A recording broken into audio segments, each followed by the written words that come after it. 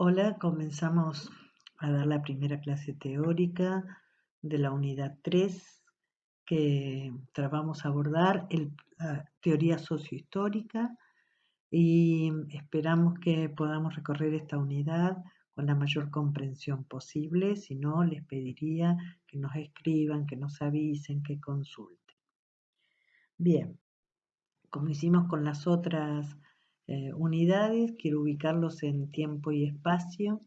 Estamos ubicados en Europa, en Euroasia en realidad, eh, y Estados Unidos, donde surgieron los modelos teóricos.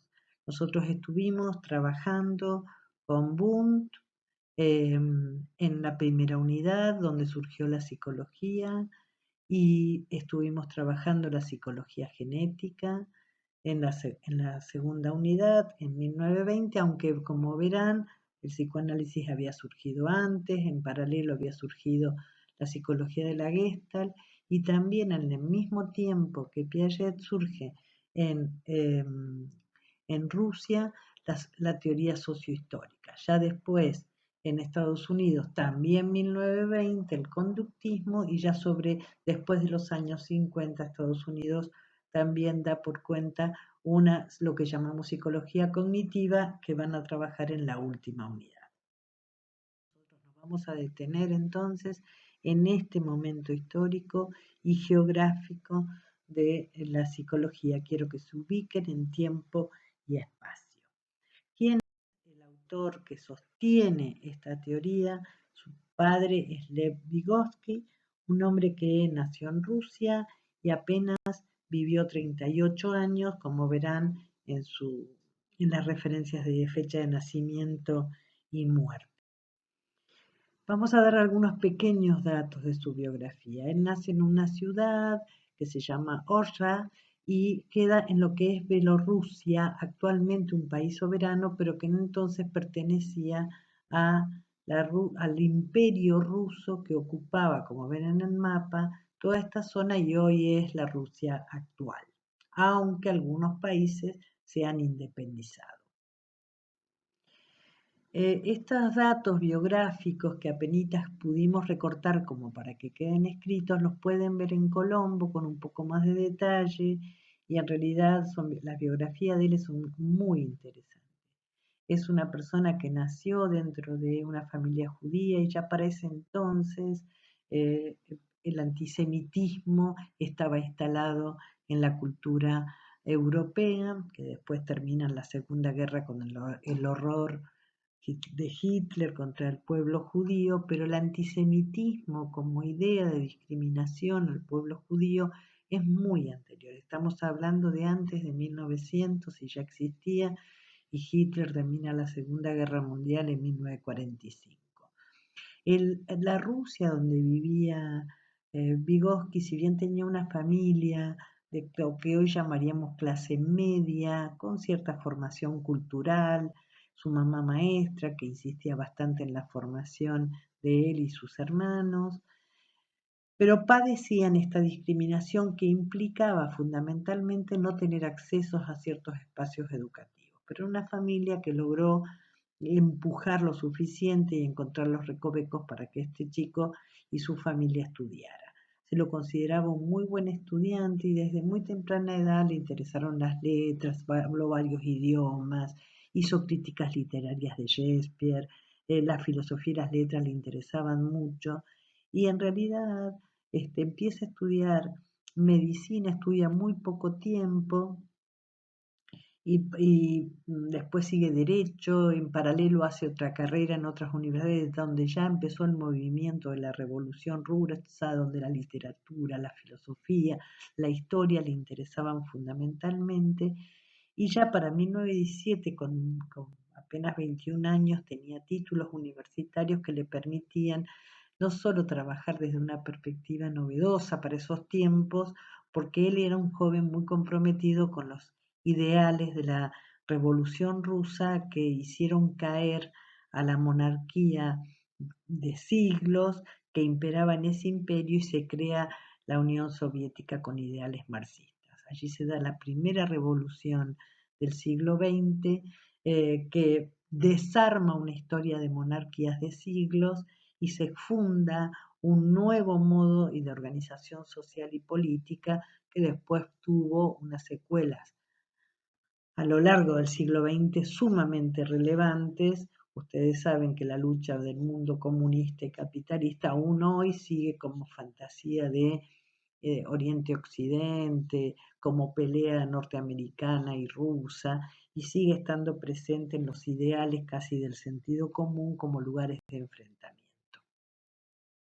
Miren lo que es hoy la Plaza de Moscú y lo que era ya en aquel entonces la Plaza Roja, donde fue la gran revolución, era lo que ustedes ven en 1917, y allí la Catedral de San Basilio, que es una cosa espectacular, es para mirarla, traten de mirar fotografías, pero hablaba de lo que significaba también eh, lo que era el imperio ruso zarista y al mismo tiempo el sometimiento de un pueblo empobrecido y hambreado, que obligó en todo caso a ese pueblo a cierta conciencia de libertad y revolución, derrocando al mundo zarista de una crueldad sin duda relevante, cuyo primer líder central fue Lenin y luego en sus propios avatares históricos este, fue reemplazado no muy amablemente por Stalin.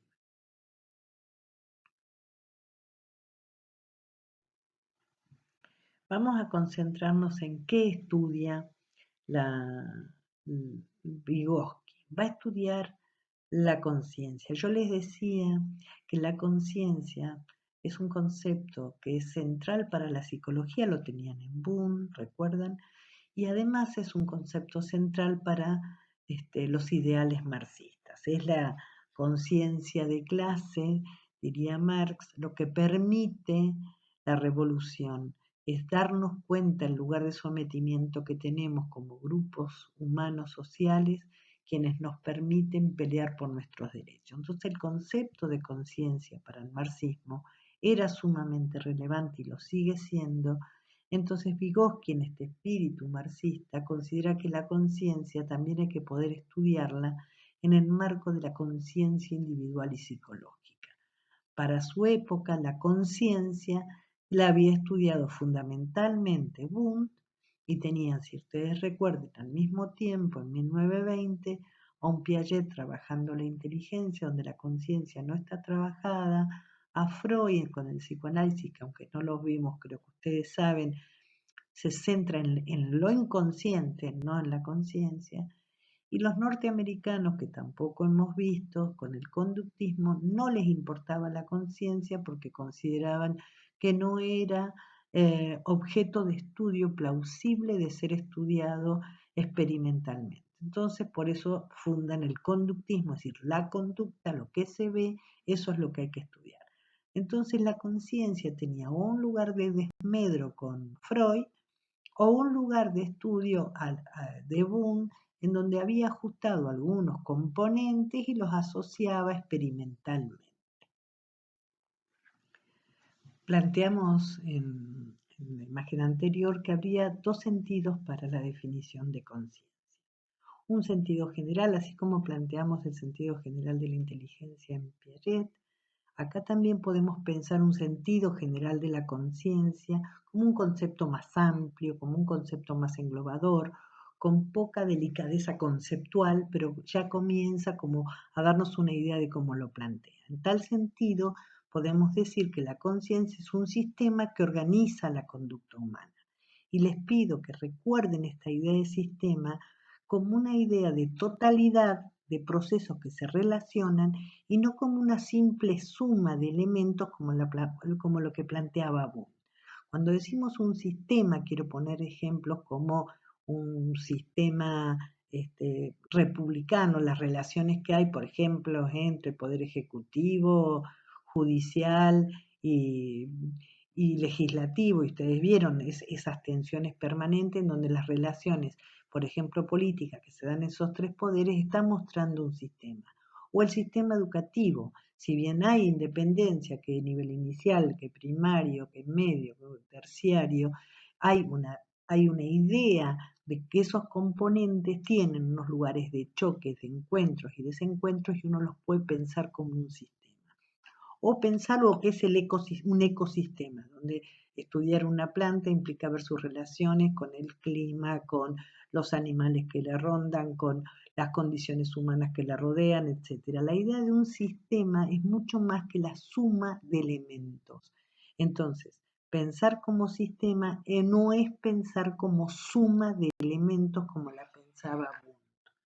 Y ya empieza a mostrar un concepto bastante más complejo. Ahora bien, en un sentido más estricto, más específico conceptualmente, la conciencia la va a definir como comunicación social con uno mismo. Este es un concepto difícil de entender y de explicar inmediatamente de iniciada la clase porque es necesario que tengamos mayores elementos teóricos para comprender esa definición por la cual volveremos sobre el final de las clases. Después del segundo teórico pretendemos cerrar nuevamente con esto a partir de los elementos conceptuales que trabajemos. Entonces, esta definición con la que comienzo tiene sentido de ser explicada al final de las clases que trabajemos de la teoría sociohistórica. La conciencia, entonces, que va a estudiar Vygotsky, va a tener un supuesto de orden marxista. Y en ese sentido, el supuesto epistemológico, ya habíamos visto lo que es el supuesto epistemológico, es decir, cómo se genera ciencia y saber científico, está apoyado en lo que es el materialismo histórico. Esto nos llevaría al menos varias clases para explicarlo, pero necesito que al menos ustedes recuperen conocimientos de lo que pudieron ver de otras materias y que puedan ir como tratando de integrar lo que pudieron aprender en esas materias, pese a que vamos a hacer un recorrido muy mínimo de lo que es el materialismo histórico. Que esto va a derivar en una perspectiva genética, es decir, en así como Piaget estudiaba desde una perspectiva genética, incluso le puso ese nombre a su psicología, implicaba, si ustedes recuerdan, algo más que simplemente genes. Es una perspectiva genética que quiere decir que está estudiando el origen y desarrollo de su objeto de estudio. Pero detengámonos en el materialismo histórico. El materialismo histórico vamos a tomar de esos dos componentes nada más. Materialismo histórico. Materialismo es un posicionamiento filosófico. No se refiere al materialismo en el sentido común, ese que decimos es materialista porque le gustan las cosas materiales. Se refiere a una posición filosófica y epistémica en donde considera que las condiciones materiales en las que se gesta un objeto de estudio para ser estudiado científicamente tiene que reconocer las condiciones materiales en donde se gesta. Y la idea de histórico refiere a las condiciones históricas y sociales en las que se produce ese objeto de estudio. Es decir, que las ciencias, cuando seleccionan un objeto de estudio, tienen que considerar ambas condiciones en una relación dialéctica. Es decir, una relación de causa y efecto, no es una relación de que tal cosa produce tal otra, sino que hay una relación mutua de dependencia entre las condiciones materiales y las condiciones históricas de un objeto de estudio. Yo quiero poner un ejemplo muy, muy básico para que ustedes vean o tratar de explicar lo que significa un posicionamiento desde el materialismo histórico a la hora de abordar un estudio de algo. Veamos el ejemplo. Imaginemos personas que le plantean a los científicos problemas como estos. Y vamos a los problemas actuales. Las restricciones de salidas preventivas por el COVID. ¿Provoca depresión o agresión? Y se puede preguntar usted, un investigador, por favor, decime, investigalo a ver si es verdad. O vamos a nuestros casos. El rendimiento académico de los estudiantes y las estudiantes universitarias con la enseñanza que estamos haciendo virtual. ¿Será mejor o peor para esos estudiantes? ¿O cómo se comportarán, no sé, los adolescentes frente a las restricciones de salidas por el COVID-19? Podemos poner más, ustedes que quieren ser maestras de niños pequeños. ¿Qué produce el aislamiento en los niños pequeños? ¿Cuál es la relación que establecen con la familia? Etcétera, etcétera. Allí en las viñetas que pusimos, Imaginamos dos investigadores que se preguntan, bueno, acá tenemos unos problemas. Si ustedes recuerdan el trabajo práctico número 1, todo surge con un problema. El tema es cómo los voy a estudiar. Bien, ahora fíjense las diferencias. Si este investigador es un investigador que tiene supuestos empiristas, es decir, que cree necesariamente en la investigación a través del experimento o por lo menos de lo observable, de aquello que se puede medir.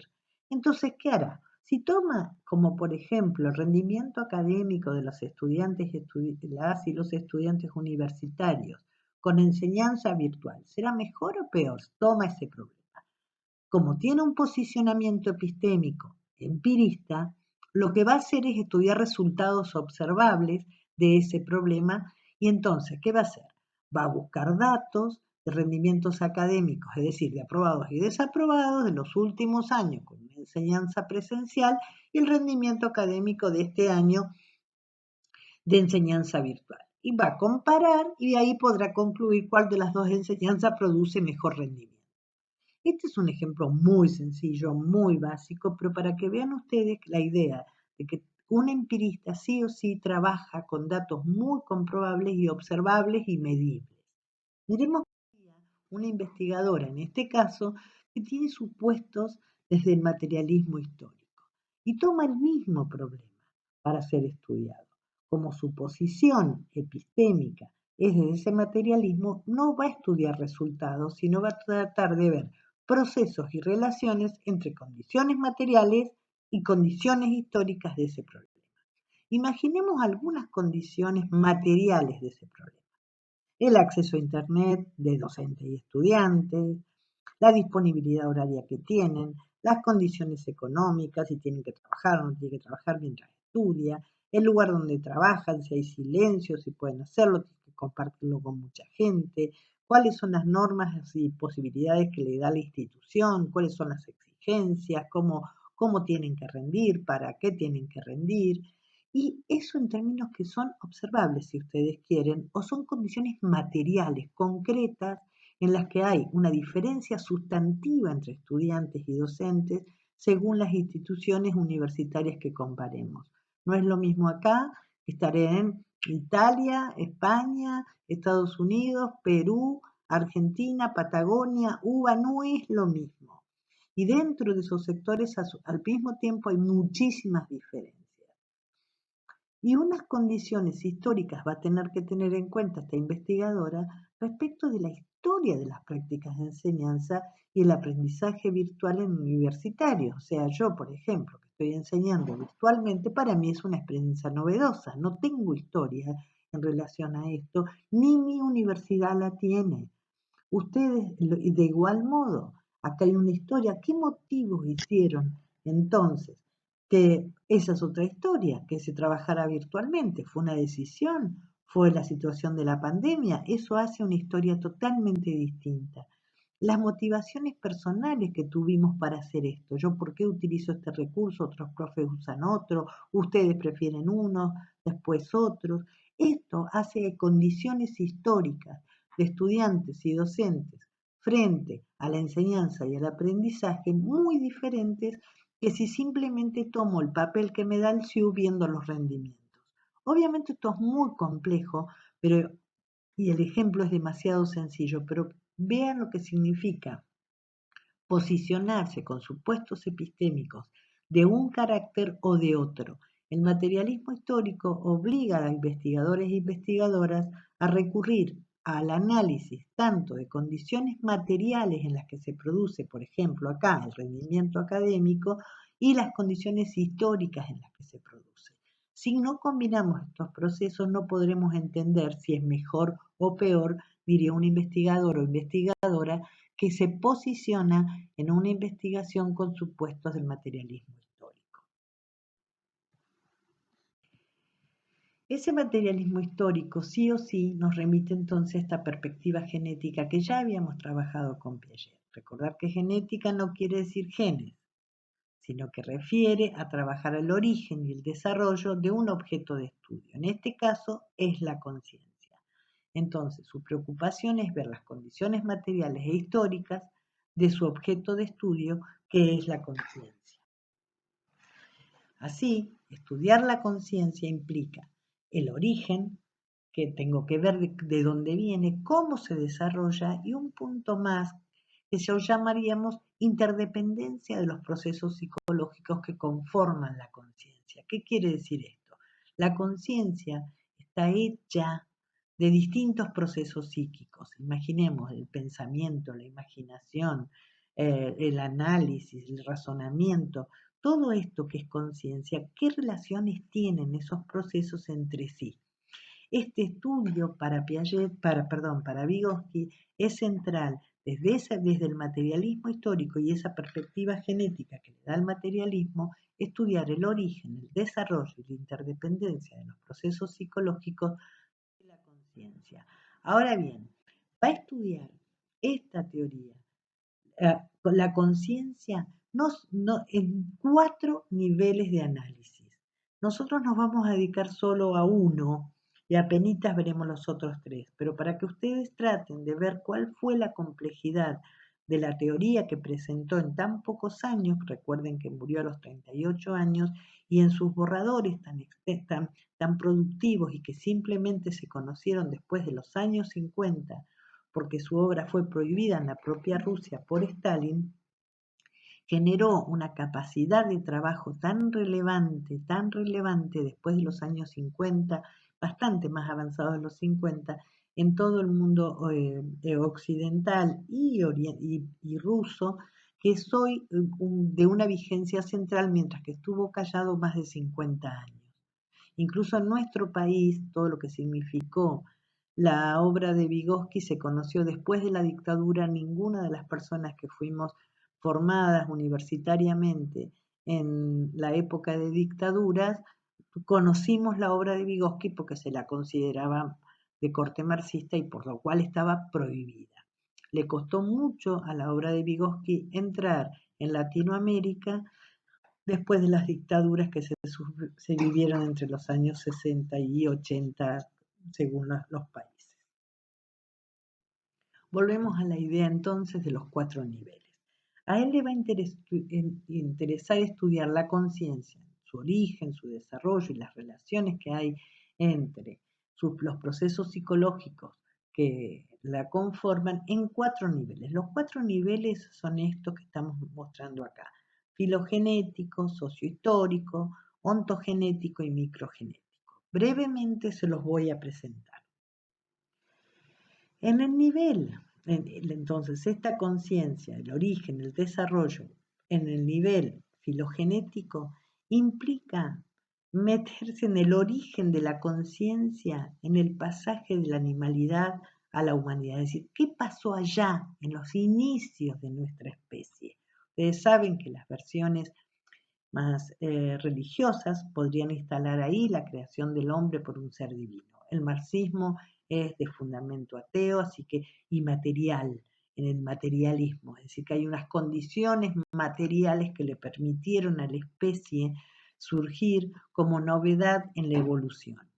Entonces, se preocupa cómo surgió la conciencia allí que nos caracteriza. La conciencia como fenómeno estrictamente humano. Fíjense, esta idea de pensar lo filogenético es trabajar en ese margen del salto a la hominización. Ese salto a la hominización que Vygotsky tampoco pudo trabajar tanto por la época en que vivió, hoy se sabe que ese salto al menos implicó 3 millones de años. Para Vygotsky ese recorrido era más corto. Hoy se sabe, por estudios de distinto orden, sobre todo químicos, de encontrar especies parecidísimas a las nuestras, pero todavía no son humanos, en la que han desaparecido estas especies previas a lo humano. Hoy queda lo que sería un chimpancé y las del medio no están, han desaparecido, pero ese salto a la hominización llevó 3 millones de años. Ese es un análisis filogenético. Y sobre eso trabajó Vygotsky y apenas nosotros haremos alguna referencia cuando lo necesitemos. El otro análisis que les mostraba, es otro nivel de análisis de la conciencia, es ver en el origen, el desarrollo y la interdependencia de sus procesos psíquicos lo que significó el análisis sociohistórico.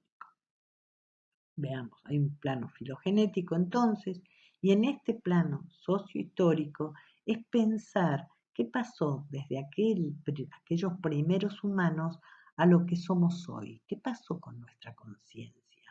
¿Hay modificaciones? ¿En qué sentido? Si todos somos humanos. Es humano aquellos primeros humanos y somos humanos nosotros. Hasta Bolsonaro es humano. Entonces, aunque no lo parezca, sí lo es y está aquí presente. Entonces, ¿pero qué nos hace distintos? ¿Solamente el cambio de ideas que pudimos tener o la conciencia era diferente? ¿Y en qué sentido pudo o no ser diferente? Ese es un nivel de análisis que, insisto, no vamos a profundizar y solamente lo vamos a traer a modos de ejemplo si los necesitamos para el nivel de análisis que nosotros vamos a trabajar con mayor profundidad. Fíjense lo que significa este nivel de análisis sociohistórico. Es, en términos temporales, impactante. Decíamos que hay un nivel de análisis filogenético, que es el que vimos recién, de 3 millones de años. Sin embargo, de aquellos primeros humanos a hoy, que en este grafismo resulta gracioso la figura de alguien sentado de ese modo, y me siento identificada y supongo que ustedes también, con estos tiempos de virtualidad, pasaron desde aquellos primeros humanos hasta hoy solamente 50.000 años. Es un montón, pero es casi nada de lo que significó 3 millones de años en términos de la hominización. El análisis sociohistórico, es decir, de la historia de la humanidad en términos de conciencia, este lleva unos 50.000 años y es lo que Vygotsky intenta ver cuáles fueron, si es que fueron, algunas transformaciones de la conciencia. El análisis que nos importa ver y que nos resulta relevante es el origen, el desarrollo y estas relaciones o interdependencias de los procesos psicológicos en el plano ontogenético. Onto quiere decir del ser genético, origen y desarrollo, recuérdenlo. Entonces, la preocupación está puesta acá desde cuando nacemos a cuando llegamos a ser unos viejitos. Ustedes están en la mitad de camino, yo ya estoy más cerca del último recuadro, pero lo que importa es ver los grandes cambios y grandes saltos de la conciencia a lo largo de la vida de los sujetos. Es decir, acá que estamos haciendo una psicología para maestras y maestros que quieren trabajar con niños, importa mucho ver la diferencia de psiquismo, de conciencia entre este bebé recién nacido y un niñito de 5 o 6 años. Claro que importa, y eso es una idea, si ustedes quieren, de una psicología del desarrollo. Pero es imposible no trabajar desde esa perspectiva en Vygotsky, porque en esa perspectiva genética sí o sí está trabajando las transformaciones de la conciencia. Ese es el plano ontogenético sobre el que fuertemente vamos a trabajar en esta materia como central y ustedes revisarán nuevamente en la psicología del niño, que es la materia correlativa. El otro nivel de análisis, que es el último, dijimos que eran 4, a Vygotsky también le importa y es central para pensar en términos de la docencia y seguramente ustedes lo van a trabajar. Tienen algo en el material, después que lo explique un poquito se los aclaro, que es el plano microgenético. El antecedente de la palabra que precede micro está hablando de pequeña, génesis, y está pensando, Vygotsky, en pequeños saltos que hacemos de conciencia. Ese darme cuenta que algo es distinto. Esto es el aprendizaje, si ustedes quieren. Algo así como, wow, acá hubo un cambio de conciencia. Piensen en ustedes mismos, lo que significó estudiar en el secundario y lo que está significando estudiar en la universidad y más en este sistema. Les estamos exigiendo unas lecturas en soledad, les estamos exigiendo resoluciones de escritura muy distintas, y todo esto es tratar de trabajar con su psiquismo, con su conciencia, frente a una situación absolutamente novedosa. Ustedes no son ni más ni menos inteligentes, ni tienen más ni menos conciencia que hace 3 años atrás o 4, aquellos que recién inician, o los que son más grandes cuando tenían 17 y 18 años. Sin embargo, hay transformaciones de conciencia. Esto es el nivel microgenético, en donde Vygotsky pone ahí, en lugar de la enseñanza, incluso la enseñanza formal como algo clave, y un concepto central es el concepto de zona de desarrollo próximo que ustedes tienen en el texto de Vaquero y Limón, algo trabajado, pero en el que no vamos a profundizar porque ustedes tienen una materia que se llama puntualmente el seminario de aprendizaje trabaja sobre estos temas. Bien, estos serían los 4 niveles sobre los que él cree que se debe trabajar la conciencia en investigación. Bien, vamos a centrarnos fundamentalmente en este primer teórico en el origen de la conciencia. Cómo se origina la conciencia y quedémonos congelados o tratando de congelar la mirada en el desarrollo en el nivel ontogenético, es decir, en saltos que se dan en el curso del desarrollo de una persona. Aunque hagamos referencia a los otros niveles, estamos mirando ese. Bien, Vygotsky va a plantear 2 orígenes de los procesos psicológicos de la conciencia. Uno de orden natural, el origen natural, y otro de origen sociohistórico. Fíjense, acá están las condiciones materiales del origen natural y las condiciones históricas en lo que él plantea procesos psicológicos de origen sociocultural. ¿Por qué dice, en todo caso, que hay unos procesos de origen natural y otros sociocultural? Porque unos son vinculados a las condiciones biológicas, a nuestro cerebro, a nuestro sistema nervioso, mientras que otros están vinculados a nuestros modos de vida. Y dice, el cerebro permite el origen de unos procesos psicológicos que lo va a llamar elementales y unos de origen superior que los llama superiores, que se originan en espacios y en contextos sociales y de prácticas sociales. Obviamente, los elementales son compartidos por toda la especie, excepto que tengamos dificultades de orden neurológico, y son de origen natural y tienen sus propios mecanismos de desarrollo. En realidad, gente que tiene problemas en la alimentación probablemente tenga problemas en el desarrollo y la maduración biológica de su sistema nervioso. Es bastante probable, está más que comprobado que niños desnutridos se les afecta el sistema nervioso. Entonces, lo que se está afectando en ese desarrollo es lo natural, lo que trae la especie con ese cerebro. O puede ser por razones de salud, por razones de enfermedad. Mientras que lo de origen cultural tienen que ver con los símbolos y signos y prácticas culturales en las que participamos. Allí vamos a encontrar diferencias. Compartimos entre todos unos elementales, pero hay unos superiores que dependen fundamentalmente de símbolos, signos y prácticas culturales. Ahora bien, ¿cómo se originan los superiores? Evidentemente no nacemos con ellos, porque si es un origen social, los niños no nacen con esos procesos psicológicos superiores. Entonces él dice, se van a dar en el cruce de 2 líneas, 2 fuerzas, una que viene de la naturaleza con el desarrollo y el crecimiento neurológico de un niño, y otro con el impacto que hace la cultura sobre ese organismo, sobre ese cuerpo, marcándolo con símbolos, signos y prácticas culturales. En ese choque entre las 2 fuerzas surgen los procesos psicológicos superiores que están identificados con la conciencia. Estos son estrictamente conscientes. Entonces, resumiendo un poquito, el origen de los procesos psicológicos de la conciencia, tenemos que ubicar 2 tipos de procesos psicológicos con 2 orígenes diferentes. Uno, elemental, que se considera necesario, es decir, necesitamos un cerebro, pero que no es suficiente para la constitución de la conciencia. Esta es nuestra base material, biológica, sobre la que se van a fundar los otros procesos.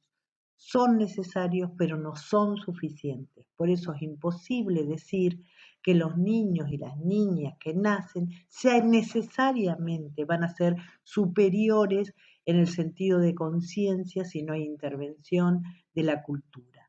No existe un Tarzán para Vygotsky que puede dominar la naturaleza cuando no tuvo contacto social. No hay posibilidades de que alguien desarrolle procesos psicológicos superiores con el simple hecho de tener un cerebro más grande. Es necesario que para que surjan esos otros procesos haya un cerebro, pero eso no es suficiente.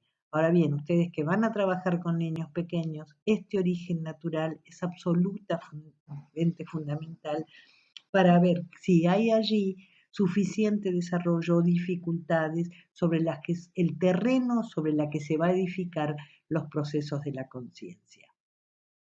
En esos procesos de la conciencia estrictamente conscientes, los que son de origen cultural, que se llaman superiores, PPS, así se los resumen, se originan, es como un árbol diferente que se planta, que surge a partir de un cerebro, pero se originan en contextos sociales donde compartimos símbolos, prácticas y signos que obviamente si lo pensamos desde la dimensión, desde el nivel de análisis sociohistórico, fueron muy diferentes en distintas épocas de la historia de la humanidad o aún en una misma época es muy diferente los contextos compartidos en distintas culturas, en distintas sociedades.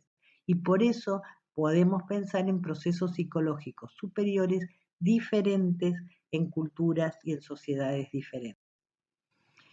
Entonces, ¿con qué nace un niñito? ¿Con qué nace ese bebé que llega al mundo, que solo sabe llorar?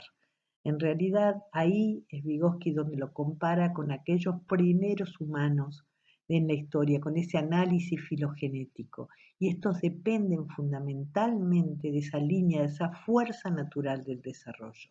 Y va por más, porque él es un materialista y considera la evolución de las especies, va a decir los animales superiores también nacen con procesos psicológicos elementales.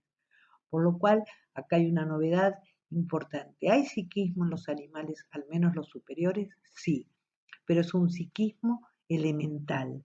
Tienen procesos psíquicos elementales que vamos a tratar después de ir poniendo ejemplos, pero por lo menos en términos de caracterización, que quede claro, nacemos igual que otras especies superiores, igual que aquellos primeros humanos, con procesos psicológicos elementales que dependen de nuestro sistema nervioso. Mientras estos procesos psicológicos elementales que dependen de esa línea natural tienen estas características. ¿Para qué sirven? Su función, ¿para qué sirven? Su función está ligada a la supervivencia. Nos permiten esa supervivencia en nuestros ambientes naturales. Esa es la idea, igual que un animal que va a prestar atención. La atención es un proceso psíquico, pero es una atención de orden elemental cuando otro animal lo ataca, o cuando pegamos un grito y un bebé se sobresalta. Esto es supervivencia y la atención ahí está jugando y es un proceso psíquico, pero es elemental. Tienen además de esa función, otra característica es que, y aquí es importante, no son conscientes y son involuntarios. Cuando un animal es atacado por otro, no es que voluntariamente ve y asume que tiene que prestar atención y voluntariamente pone en juego la atención, o un bebé que le gritamos, o nosotros mismos que tenemos elementales. Alguien nos grita y nos asustamos, y no es que voluntariamente prestamos atención y giramos la cabeza para hacia dónde vino el ruido. En realidad dependen entonces de la excitación, del estímulo externo que se pueda poner frente a nosotros y se reacciona psicológicamente. Fíjense que no hay conciencia en el sentido de no hay voluntad de ponerlos en marcha. A diferencia de ustedes ahora que están prestando atención, los que pueden, los que tienen ganas, voluntaria y conscientemente ponen en marcha una atención distinta a la si se pega un grito al lado de ustedes, que van a girar su cabeza o su cuerpo para ver de dónde viene y prestar atención qué es lo que pasó. Entonces, hay una atención, por poner un ejemplo, de ese orden que es elemental, mientras que hay una atención que es voluntaria y es consciente. Pero sigamos con la descripción. y después veamos cómo se pasa ese salto. Entonces, ¿qué hacemos con la cultura, con esos espacios culturales que compartimos? Bueno, estos son los que nos permiten el origen de los procesos psicológicos superiores. Los PPS dependen de esa línea cultural, de esa fuerza de la cultura sobre nosotros. Esos procesos psicológicos superiores que dependen de esa línea cultural, Vygotsky va a decir, son específicamente humanos. ¿Qué quiere decir que sean específicamente humanos? Que la especie humana es la única que tiene este tipo de procesos psicológicos, porque es la única que tiene conciencia. No hay otro animal que la tenga, pero tampoco hay un bebé que nazca con ella. En realidad, si tienen origen cultural, un bebé cuando nace tampoco tiene procesos psicológicos superiores. Son específicamente humanos y se gestan, se producen por la cultura. La función, a diferencia de los elementales, no es la supervivencia, es la autorregulación de la conducta. ¿Qué quiere decir autorregulación? Si recuerdan ustedes, la primera definición general de conciencia era un sistema que autorregula la conducta. Bien, autorregular es ponerse los propios límites, los propios esfuerzos de trabajo, del propio psiquismo, regula la conducta en función de unos objetivos conscientes, a veces con sacrificio, pensemos en el aislamiento, lo que significa regular la conducta para no salir a ver un amigo, regular la conducta para no tocarse la cara si hemos salido, etcétera. Regular la conducta para estudiar como están estudiando es ajustar nuestro psiquismo con voluntaria y conscientemente para un objetivo que es de orden cultural, no es natural. La idea de la supervivencia, sin embargo, es natural, aun cuando hoy estemos aislados para no morir o para no enfermarnos, lo hacemos voluntaria y conscientemente. ¿Eso qué quiere decir? Le ponemos fuerza voluntaria, autodeterminación, autogeneramos un no, mejor no salgo, no, mejor no toco, no, mejor no voy a ver. Me pongo límites o sí hago tal cosa y pongo esfuerzo y trabajo. Esto, la idea de trabajo y de conciencia son conceptos totalmente marxistas. En ese punto, para Vygotsky, los procesos psicológicos superiores se generan con el esfuerzo, trabajo, la conciencia que el viejo concepto que trajo Marx para plantear mucho antes que Vygotsky, la idea de la conciencia de los pueblos, las conciencias de clases, él está diciendo esa conciencia se genera con trabajo, tanto como había planteado Vygotsky el valor del trabajo y adueñarse del trabajo, como Vygotsky y Marx, como formas de producción de humanidad. En ese sentido dice que su función es la autorregulación, son conscientes y autogenerados y usan instrumentos de mediación. Este concepto es un concepto clave que vamos a trabajar en la próxima clase, pero para que puedan ir pensándolo, porque de hecho tienen lectura sobre esto, tiene que ver con aquello que nosotros usamos material y simbólicamente para movernos en el mundo con otros y no solamente para sobrevivir. De este modo, en la próxima clase vamos a trabajar primero las dudas que ustedes puedan plantear por los distintos dispositivos que pensamos en PERCO, qué chat, qué correo, qué foro, todo lo que ustedes puedan plantear durante la semana lo retomaré la próxima clase. Vamos a avanzar sobre lo que son los instrumentos de mediación y avanzar sobre el concepto de desarrollo. Decíamos que el trabajo origen, desarrollo e interdependencia de procesos psíquicos. La interdependencia no creo que alcancemos a trabajarla, pero sí al menos el concepto de desarrollo. Y otros temas que ustedes puedan plantear en el curso de la semana o puedan surgir como importantes para recuperar en la próxima clase. Espero que haya servido y espero los comentarios también respecto de aclaraciones que tengo que hacer en relación a los temas que pude presentar en esta clase.